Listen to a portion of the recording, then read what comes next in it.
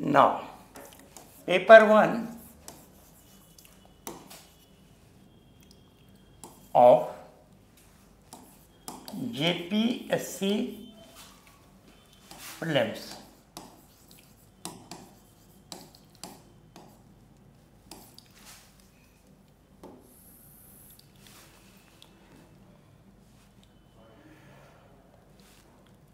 So friends,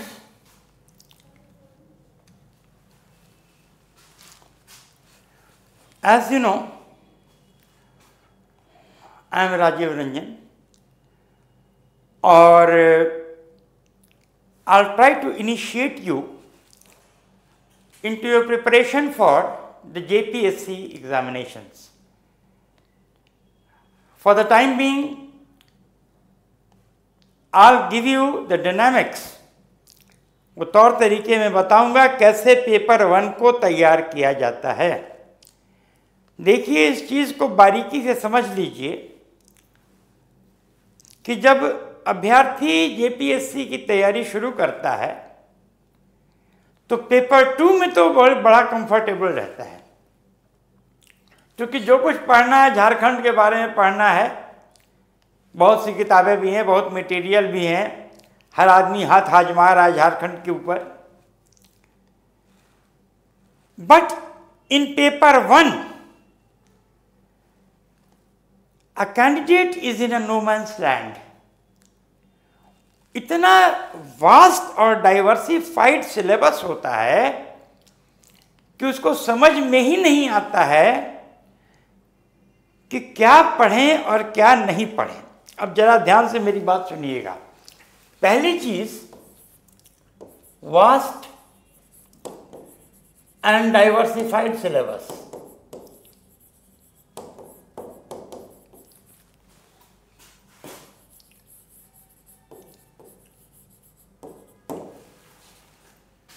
इसके पहले कि मैं ये चीज आपके साथ आगे बढ़ूं, एक चीज मैं स्पष्ट कर देना चाहता हूं। देखिए, आज का हालात जो हमारे झारखंड में ऐसा है कि बच्चे बड़े निराश हैं। जेएसएससी का पेपर लीक हुआ, बड़ा ही एक प्रकार से कह लीजिए भयावह आंदोलन हुआ, नतीजन पेपर कैंसिल करना पड़ा। तो बच्चे के मन में ये बात बैठ गई है कि ये क्रम जारी रहेगा। तो पहली चीज जो मैं आपके आस्था स्थापन के लिए बता देना चाहता हूं, to reinforce your faith in the system, let me tell you this, कि देखिए, JPSC civil services examination is qualitatively different from JSSC और अदर सबऑर्डिनेट एग्जामिनेशंस। क्यों? क्योंकि जेपीएससी का संचालन एक कमीशन करता है, एक कॉन्स्टिट्यूशनल स्टेट्यूटरी बॉडी इसका संचालन करती है। A member of the Jharkhand public service commission holds the protocol rank of a जज ऑफ द हाई कोर्ट, और हाई कोर्ट का जज छोटा आदमी नहीं होता है। तो झारखंड के कमीशन का मेंबर एक जिम्मेदार व्यक्ति होता है, एक सिद्ध व्यक्ति होता है, जो कि बहुत जल्दी इन परिस्थितियों में अपने को नहीं पाता है जिसमें कि हम जेएसएससी को देख रहे हैं। सेकेंड थिंग, अगर मान भी लीजिए कि कुछ पिलफरेज होता है, instances of cheating, or for that matter misappropriation and anything happens, तो जेपीएससी में बहुत फर्क नहीं पड़ता है। बहुत सी अफवाहें उड़ाई गई कि 7वें, 8वें, 9वें, 10वें जेपीएससी में पेपर लीक हुआ था प्रीलिम्स का, फलाने सेंटर पे कहीं एक साथ 40 बच्चे क्वालिफाई कर गए, कहीं एक साथ 30 बच्चे क्वालिफाई कर गए। ठीक है, माना कि मालफियांस हुआ है, माना कि अनएथिकल मीन्स यूज हुए हैं, माना कि सिस्टम के लूप होल्स को एक्सप्लॉइट किया गया है, लेकिन फ्रेंड्स उस प्रीलिम्स क्वालिफाई करने से क्या फायदा मिला? उस प्रीलिम्स क्वालिफाई करने से कोई फायदा नहीं मिला। क्यों? क्योंकि प्रीलिम्स तो आपने मान लीजिए कि क्वेश्चन मैनेज करके क्वालिफाई कर लिया। एक मिनट में देखिए, हर चीज हाइपोथेटिकल कह रहा हूं, मैं किसी को इनक्रिमेट नहीं कर रहा हूं, किसी को दोषित नहीं कर रहा हूं, ना मैं आरोप लगा रहा हूं। मैं एक हाइपोथेटिकल बात कर रहा हूं कि मान लीजिए कि किसी तरह गलत सही तरीके से आपने प्रीलिम्स क्वालिफाई कर लिया, तो मेंस का पेपर 6 पेपर्स हैं और वो ऐसे टाइप के क्वेश्चंस होते हैं। जब तक आपकी बौद्धिक और भाषाई परिपक्वता बहुत गहन ना हो, unless it is not very deep, you cannot clear the mains. Agreed. Even by hook or by crook, you clear the mains. ये भी आप निकाल लीजिए। Then in the interview board of the JPSC Civil Services Examination is always headed by a member of the JPSC, Jharkhand Public Services Commission, and as I told you, he holds the protocol of a judge of the High Court. It is a distinguished post.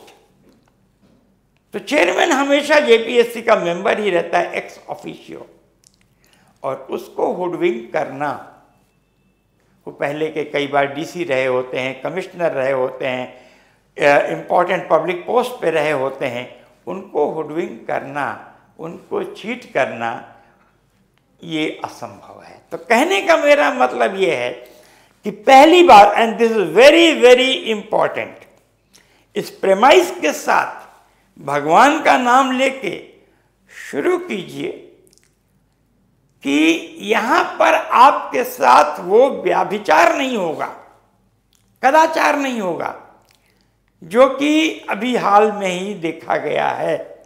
और ये pan India phenomena है, कभी इस state में कभी उस state में paper leak के जेव। लेकिन देखिए सिविल सर्विसेज में मान लीजिए प्रीलिम्स में पेपर लीक भी हो गया, कुछ गलत सही हो भी गया, आपने कुछ चीज़ें मैनेज भी कर ली, तो भी उसका कोई प्रतिफल होने वाला नहीं है, क्योंकि the system is so extended and tamper proof, it is very very difficult to manipulate the system and get an admission और get a selection, get a selection. बात समझ में आई? तो पहली बात कि शुद्ध मन से, खुले आत्मा से, with the belief that I am the one who can make it, हम निकाल लेंगे। अपने खुद मुख्तारी का एहसास आपके अंदर होना चाहिए। हर जर्रा चमकता है अनवार इलाही से, हर खाक ये कहती है हम हैं तो खुदा भी है।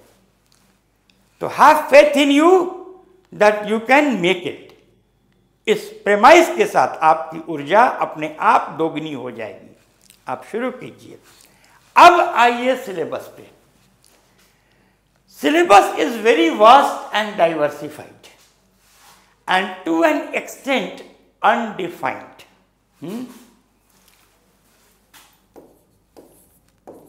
अनडिफाइंड, जैसे हिस्ट्री में यह कह दिया गया है कि ancient history, medieval history and modern history.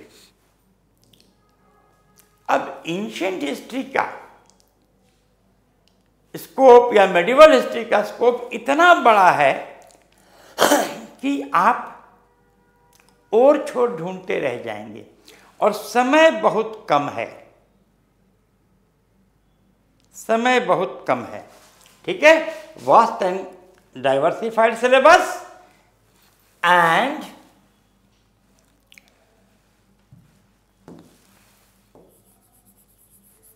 Limited time, ये बहुत इंपॉर्टेंट चीज है। ठीक है, तो सिलेबस अनडिफाइंड है,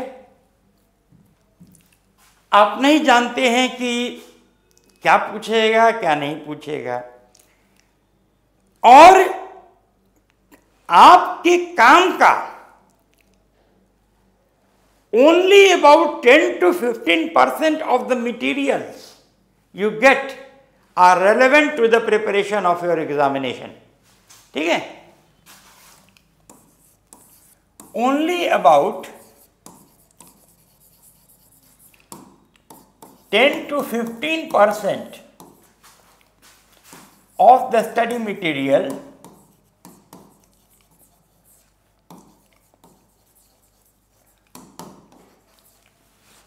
which you get on the net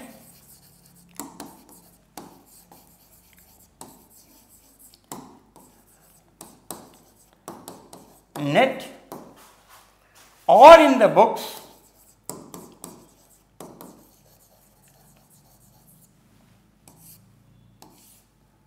are relevant to you.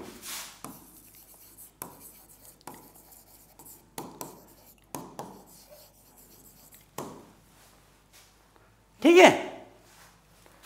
To your exams.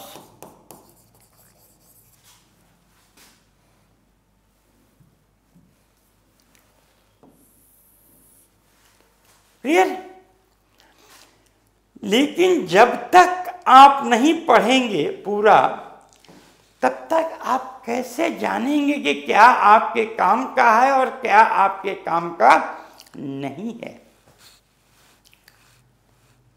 और दोस्तों, पूरा पढ़ने में कई जन्म, कई पीढ़ियां बीत जाएंगी, इतना मटेरियल है।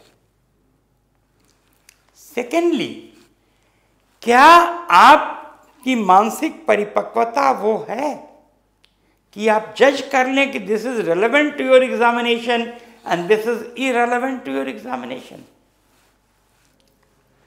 एंड थर्ड थिंग, क्या जो मार्गदर्शन आपको मिल रहा है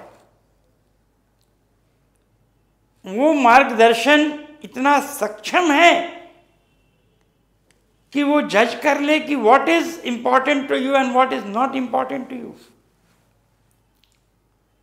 देखिए, दिस टेंडेंसी और दिस प्रोपेंसिटी और दिस कैपेसिटी टू जज as to what is important for your examination and what is irrelevant for your examination, it comes only with experience and mental expertise. Friends, 7वें, 8वें, 9वें, 10वें JPSC के पहले की बात मैं बता रहा हूँ। एक बहुत प्रख्यात प्रतिष्ठित फैकल्टी हैं हमारे रांची के, जेपीएससी के जनरल स्टडीज क्लास में 3 क्लास उन्होंने खराब किया कि पेगासस पर डिस्कशन करने में। Pegasus, that software you know which was quite controversial at that time. 3 class. तो मैंने उसी समय कहा कि देखिए, नहीं पूछेगा, don't waste time over it, it is so controversial and something which pertains to the official secrets act, नहीं पूछेगा। तो उन्होंने एक प्रकार से मुझे बुली कर दिया कि आपको क्या आता है, आप चुप रहिए। मैं चुप हो गया और नहीं पूछा। लेकिन कहने का मतलब यह है कि 3 क्लास, 3 बहुमूल्य घंटे बच्चों के who are racing against time, वो वेस्ट हो गया इसमें, एक ऐसे चीज को पढ़ने में जो कि उनके किसी काम का नहीं था। तो the syllabus is very very diversified and you have to have a very deep degree of penetration into the syllabus so as to literally, देखिए समय कितना है, 8 सेक्शंस हैं आपके पेपर 1 में। उस हर सेक्शन में अगर बहुत कोई भी इंस्टीट्यूट, कोई भी अच्छा ऑर्गेनाइजेशन समय दे सकता है तो 30-30 घंटे एक सेक्शन पे दे सकता है। अब एक सेक्शन पे 30 घंटा देने के बाद जितना कुछ आपसे पूछा जा सकता है, देखिए, if you have studied mathematics, it operates by the mayor theory of probability and chance. तो प्रोबेबिलिटी और चांस के हिसाब से ये टीचर के एफिशिएंसी पर डिपेंड करता है कि वो कितनी चीजों को करेक्टली इंटरप्रेट कर दे कि look we have limited time at our disposal, all be taking up these things and God willing they feature in the examination. ठीक है, it will be my effort. Now friends, आगे थोड़ा सा बढ़िए। Certain grey areas in the syllabus.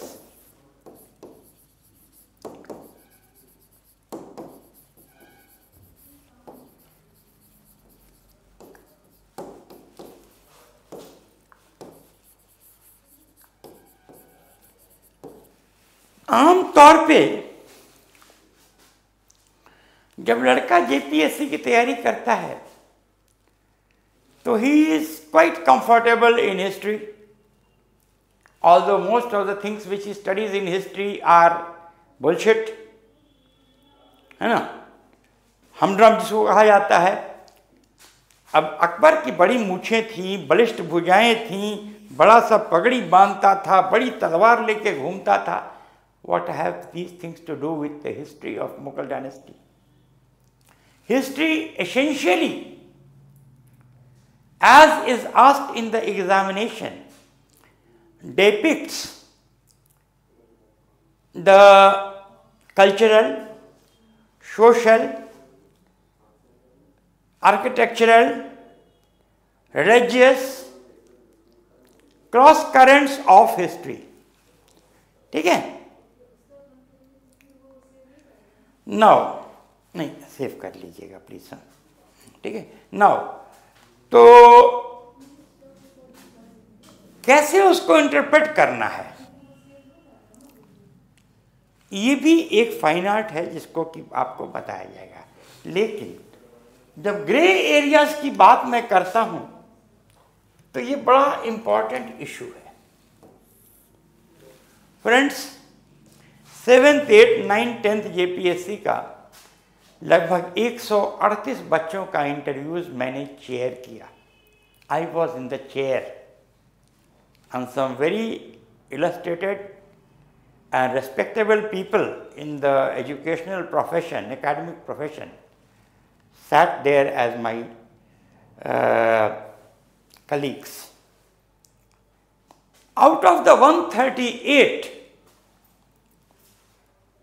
odd candidates which I prepared for the interview, about 63 finally made it to the list. Taking names is odious and futile, but I tell you, there is not a district, or for that matter even a block in Jharkhand, जहाँ की हमारा interview candidate posted नहीं है। तो अब हमने क्या पाया, even after the examination results were out, final results, I kept in touch with my students. More or less I choreographed their entire academic efforts. तो मैंने पाया कि शायद ही 10 लड़के उसमें इकोनॉमिक्स में 100 से ऊपर पाए हों out of 200।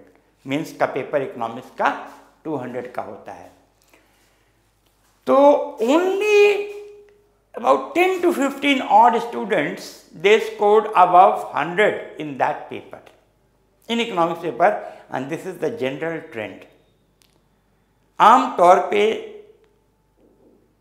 in our Jharkhand 50% of the institutes preparing students for the competitive examinations, especially for the JPSC or the UPSC, they do not have a proper economics teacher, क्योंकि ये सब्जेक्ट इतना technical है कि लोग इसमें जल्दी हाथ ही नहीं लगाते, और हाथ भी लगाते हैं तो बड़े ही नौसिखिए तरीके से, एमेच्योरिश तरीके से हाथ इसमें लगाते हैं। इसके पीछे देयर इज अ लॉजिक। तो पहला ग्रे एरिया जो है दैट इज इकोनॉमिक्स।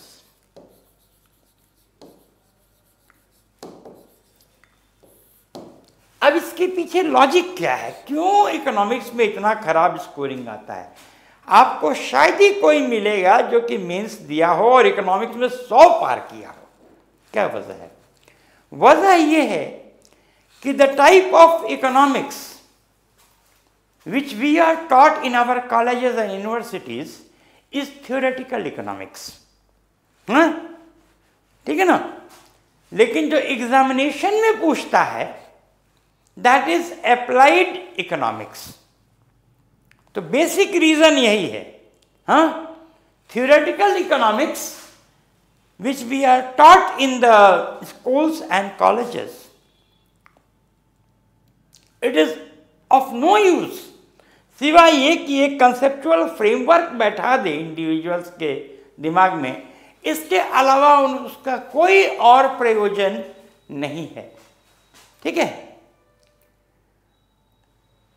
जो काम का चीज है वो प्रैक्टिकल इकोनॉमिक्स है, अप्लाइड इकोनॉमिक्स है।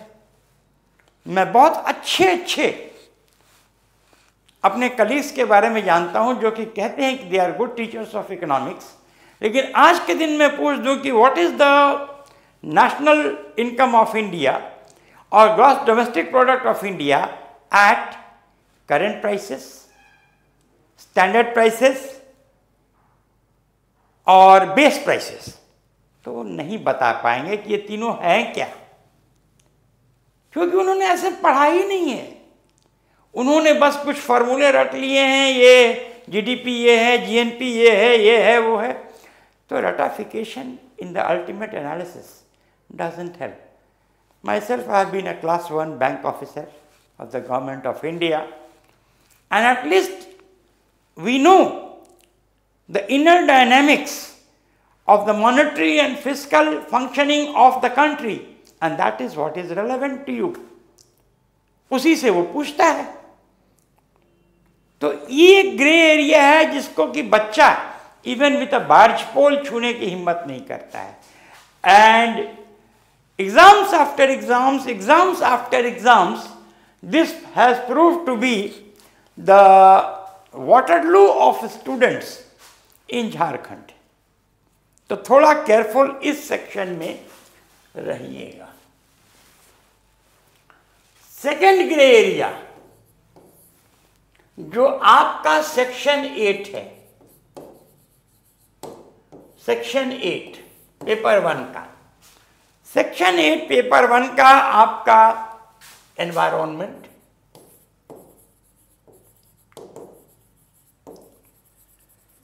Human rights,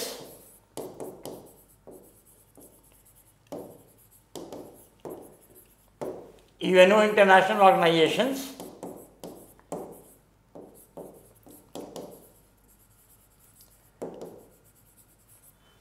organisations and blah blah blah, बहुत सी चीजें हैं। इंपॉर्टेंट बात यह है कि सब ये करंट होता है। ठीक है? कैसे आज के मौजूदा परिस्थिति में इनकी विवेचनाएं क्या हैं, इस सब पर ये बात करते हैं। बहुत से और भी चीजें हैं जैसे कि poverty and unemployment, droughts,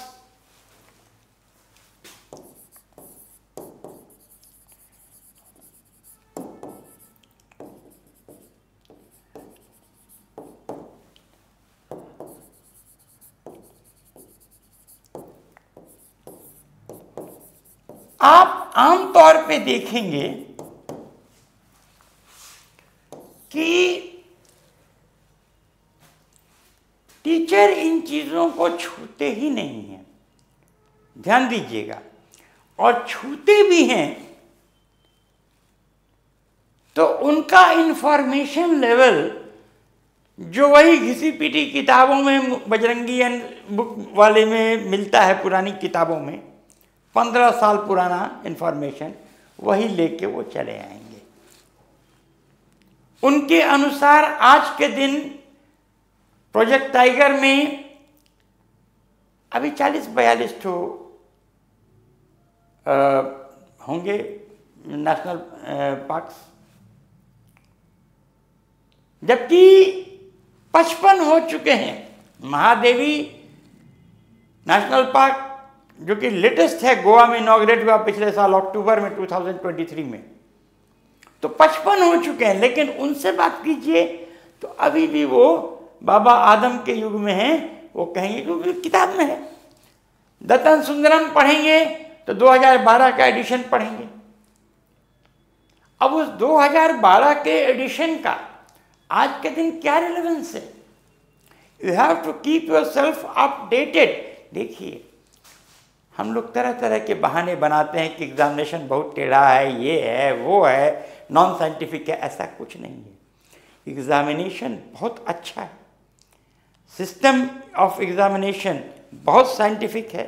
the fault dear Brutus lies not in our stars but in us that we are weaklings. हम लोग तैयारी ही ठीक से नहीं करते। That is the basic causative factor. हम लोग तैयारी ठीक से नहीं करते। तो इस सेक्शन पे कहीं भी कोई प्रॉपर तैयारी,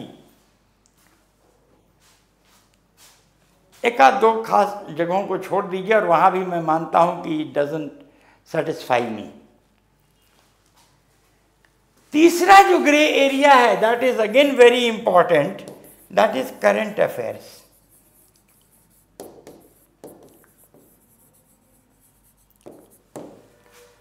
फ्रेंड्स, हम लोग, पहली बात तो ये है कि लड़का इतना घबराया हुआ होता है कि उसको झारखंडे से फुर्सत नहीं मिलता है। वो मानो क्या अध्ययन करना चाहता है झारखंड में, गॉड नोस। जबकि साइंटिफिक बेंट ऑफ माइंड हो तो बहुत आराम से आप पूरे झारखंड के बारे में, चाहे वो पावर सेक्टर हो, चाहे एनर्जी हो, चाहे फाइनेंस हो, चाहे बजटरी इकोनॉमिक्स हो, चाहे इंडस्ट्री हो, ट्रांसपोर्ट हो, एवरीथिंग आप बहुत आराम से, क्योंकि देखिए दोनों पेपर करना है। पेपर 1 लड़का होपलेस होकर छोड़ देता है कि क्या पढ़ें क्या नहीं पढ़ें। तो प्लीज़ वो मत कीजिए, थोड़ा सा आप गौर कीजिए। अब इसी बात से अंदाज लगा लीजिए कि मैं आपको एक ऑफिशियल स्टैटिस्टिक्स दे रहा हूँ कि पेपर 2 का एवरेज मार्क्स आपके प्रीलिम्स में लगभग 5-5.5 लाख लड़के पिछले बार बैठे थे। पेपर 2 का एवरेज स्कोर 42 था। उसमें कुछ लड़के थे जो कि 80 भी लाए थे 100 में से, और कुछ ऐसे घुसकुल थे जो कि 20 भी लाए थे, 15 भी लाए थे। लेकिन पेपर 1 का एवरेज स्कोर 31 था, 11 का फर्क। इसलिए कि पेपर 1 में जो मिला वो बस लह गया, मिल गया। तो फ्रेंड्स, इस सिंड्रोम से बचना है। अब बात आई करंट अफेयर्स की, तो देखिए करंट अफेयर्स में हम लोग करते क्या है, कैसे तैयारी करते हैं? तो हम लोग तैयारी करते हैं सोशल मीडिया से। अब सोशल मीडिया से क्या, अच्छा देखिए जो क्वेश्चंस वो पूछते हैं वो क्वेश्चंस कंसेप्चुअल और इंस्टीट्यूशनल क्वेश्चंस पूछते हैं। हाँ, अब सोशल मीडिया से क्या कंसेप्चुअल चीज आपको मिलेगा? वो तो कोई भी यूट्यूबर आके बकबक करेगा, वहां पे कोई कॉन्सेप्ट बनेगा आपका करंट अफेयर्स का? कोई बैकड्रॉप क्लियर होगा? नहीं होगा। तो why to waste your time? लेकिन we waste our time because we have nothing better to do. कुछ ज्यादा हम लोग करना ही नहीं है, उसके अलावा आता ही नहीं। जब चांस गुजर जाएगा, जब रिजल्ट आ जाएगा, and when you don't fit the bill, तो आपको लगता है कि हमने क्या खो दिया। अब फिर नए सिरे से तैयारी शुरू कीजिए, और ये अनवरत प्रक्रिया जारी रहती है। तो why to get yourself in that trap? उस जाल में क्यों फंसे? तो देखिए, मैंने मौलिक चीजें आपको बता दी। अब हम लोग क्यों कर रहे हैं, and what is my basic motive of coming here to you? देखिए, 30-40 घंटे का पर्सनली मैंने एक फ्रेमवर्क तैयार किया है हर सेक्शन का, जिसमें कुछ सेक्शंस मैं डील करूंगा और कुछ सेक्शंस जो मेरी नज़र में एक्सपर्ट हैंड्स हैं वो डील करेंगे। ज्योग्राफी हुआ, इकोनॉमिक्स हुआ, इस तरह के। लेकिन इकोनॉमिक्स तो खैर मैं खुद डील करूँगा, क्योंकि I have been an expert in monetary economics, fiscal economics, I mean applied economics dimension of it. तो ये हम लोग करेंगे, एक कैप्सूल कोर्स बनेगा। आपसे गुजारिश ये है कि पर सब्जेक्ट का जो एनरोलमेंट चार्जेस होगा वो नॉमिनल होगा, से अबाउट 1000। उसको देखिए, पहले 3-4 वीडियोस फ्री में आपको यूट्यूब पे मिल जाएंगे। देखिए कि क्या आपके काम का है कि नहीं है, is it relevant to you और नॉट। क्योंकि देखिए, let us understand our predicaments, our situation. The exams have been announced, right? And we have limited time at our disposal. समय अब नहीं है। तो our success lies in the fact as to how we are able to effectively reallocate or allocate our resources for the attainment of our goal. उसी में हमारी सफलता अंतर्निहित। और 50 जगह दिमाग लगाने से, हाथ पैर मारने से ये सेल्फ डिफीटिंग हो जाता है, कुछ मिलेगा नहीं। Systematise yourself and get going, right. तो from tomorrow onwards we will be projecting a section of paper 1 with you, whether it is history, it is geography, it is this, it is that. और 2-2, 3-3 classes या videos एक दिन में जाएंगे, उसको ध्यान से देखिएगा और पहले ही वीडियो से आप समझ जाएंगे कि क्या आपने मिस किया है। Because let me tell you one thing, with proper planning and proper implementation, no goal is unattainable. You can very jolly well make it. तो अब रस्म रथी का वो लाइन कि अब आन मिलन की बेला है, अब प्रीत कहाँ अब रीत कहाँ। And as John Fitzgerald Kennedy in his inaugural address as the President of the United States of America said, now the trumpet summons us, not as a call to bear arms, though arms we need, not as a call to battle, though embattled we are. तो रणभेरी बच चुकी है, 5.5-6 लाख संभवतः इस बार संख्या और बढ़ेगी। लड़के रहेंगे समर क्षेत्र में और विजयश्री का चंदन आपके माथे लगना चाहिए, right. With this I initiate you into a venture of enthusiasm, hope and success, है ना। और God willing you will come out with flying colours. It isn't very costly, it isn't very anything. See it out for yourself, है ना। क्योंकि देखो बाबू, होता क्या है कि 40 to 50 मार्क्स, जैसे करंट अफेयर्स हुआ, सेक्शन 8 हुआ, इकोनॉमिक्स हुआ, ये लड़का छूता ही नहीं है, क्योंकि he is not academically acclimatized to it. So with this, I wish you all the best. May the Lord Almighty reward your efforts with success, है ना। May your every effort be crowned with glory. I, Rajiv Ranjan, wish you all the best for your examinations. From tomorrow onwards, we'll begin on our venture of Learn from the Master series. Thank you so much. Thank you.